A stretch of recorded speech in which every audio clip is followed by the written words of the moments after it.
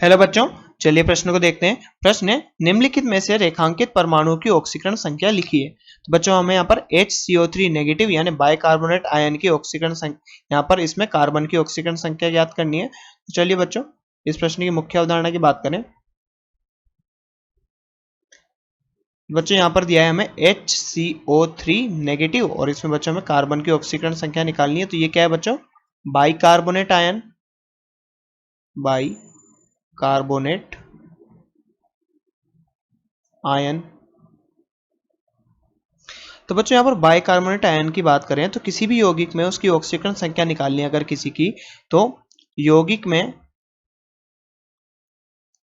उपस्थित सभी परमाणुओं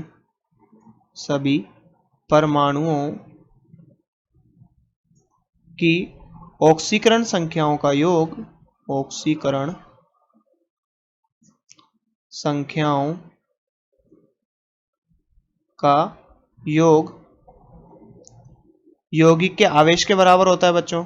यौगिक के आवेश के बराबर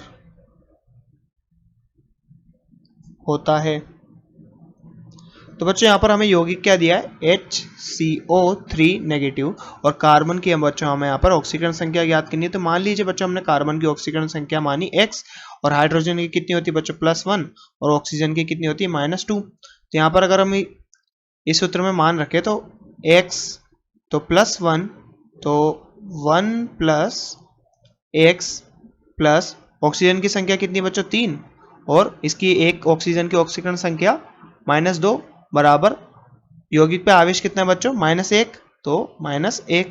तो यहां से बच्चों इसको हल करें तो 1 + x -6 बराबर -1। तो यहाँ से x - 5 बराबर -1। तो यहाँ से x 5 - 1 बराबर 4। क्या x का मान कितना आ रहा है बच्चों? 4। और ये बच्चों क्या होगी? कार्बन की ऑक्सीकरण संख्या, कार्बन की ऑक्सीकरण संख्या बराबर कितनी होगी बच्चों? x बराबर +4।